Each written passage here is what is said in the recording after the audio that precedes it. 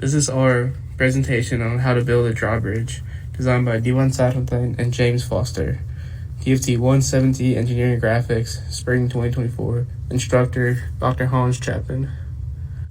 So this is a slide on our background and how we came with the inspiration of building a drawbridge. And the top figure is a picture of the Kafer Memorial Bridge. It's a very iconic bridge for Wilmington. It's one of the oldest bridges in Wilmington. It's served a lot of inspiration to us because we both travel it quite often, going to and from work and at school and to Leland and all.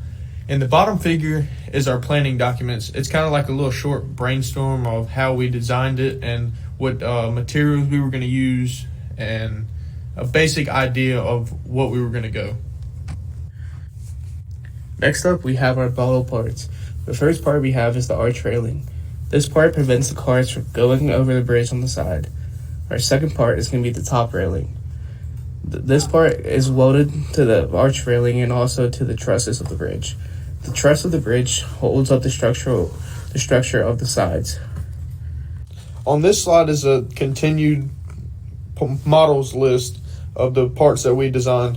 In the top left is a design of our road. It is made out of concrete because it is much more sturdier than asphalt when suspended across the lake or bridge or across the valley or something. The bottom figure is a model of our base. The base is made out of concrete reinforced with rebar and steel beams. It is the backbone of the bridge. It is holding up all the stress and strain of the cars going over. And the top right figure is a support beam for the base. It is made out of forged steel and I-beams. It helps just strengthen up the base figure and just holds everything together. Next up, we have our drawing document.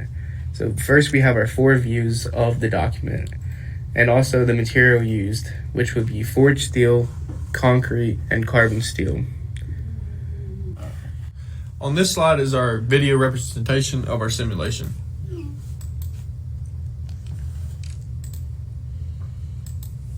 In this video, it represents how the drawbridge would move, a lot like the Kafer Memorial Bridge, where one side goes up and then the other side meets it, and then the one side comes back down and the other side meets it down, so that the boats and ships can go under it.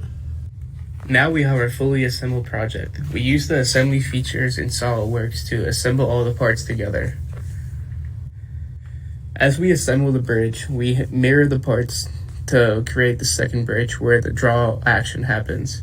In the middle, we have the road that is the color black because of the concrete, and on the side we have the railings because of the color red from the inspiration we found on a bridge on Google. On this slide is a visual representation of our stress and strain diagram. So as you see, I put the fixture on the left side of the bridge where it is connected to the concrete barrier, and I strained it where in the middle as if cars were going over it. I looked up on Google what the average weight a drawbridge sees, and it was about 286,000 foot-pound feet of force across the bridge at a time. That is roughly about 1.27 million newtons of force. So I took that number and programmed it into the stress strain diagram, and that's where I came up with this diagram. So in conclusion, our key points from our project are: we utilized key engineering graphic skills such as sketching, SolidWorks modeling, assemblies, drawing documents, and simulation and animation in the design of our drawbridge. Some of the challenges we came through was just mating our parts together. They weren't trying to stick, but with our teamwork and determination, we overcame those problems.